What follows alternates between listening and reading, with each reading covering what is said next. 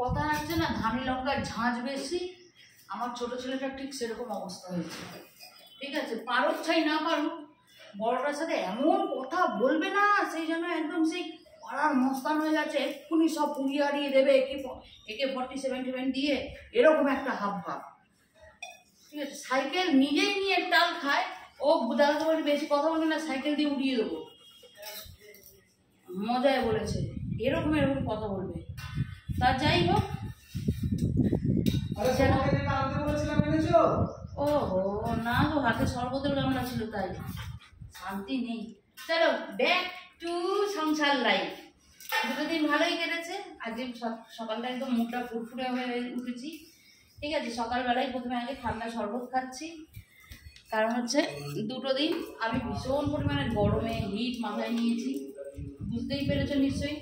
প্রথম দিন ট্রেনে ট্রেনে যাওয়া এতটা রোদের মধ্যে, আসার দিনকে পুরো 1.5 ঘন্টার উপরে একটু সময় লাগবে, গাড়িতে থাকতে হবে আমাদেরকে। এসি বন্ধ হয়ে গেছে, যেহেতু গাড়িতে প্রবলেম হয়েছিল, 18 বার গাড়ি দাঁড়িয়ে এটা কুলিংয়ে জল ঢেলে ঢেলে তবে আসতে হয়েছে।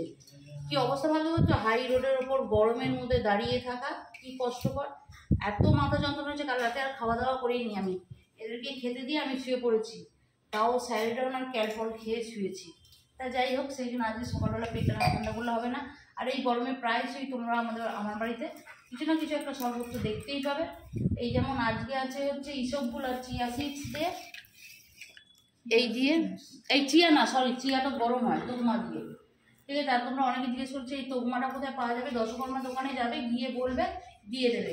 আর পরিমাণ কি আছে, ধরো চায়ের চামচে, যদি তোমরা দুজন খাও, চায়ের চামচে, চা চামচে, হ্যাঁ, হাফ চামচে তোগমা দিলে এনাফ তোমাদের দুজনের জন্য, বুঝেছ?